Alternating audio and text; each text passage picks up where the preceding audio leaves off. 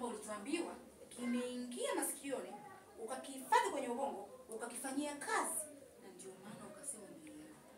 Sasa basi, utaniona tena nakuita hapa.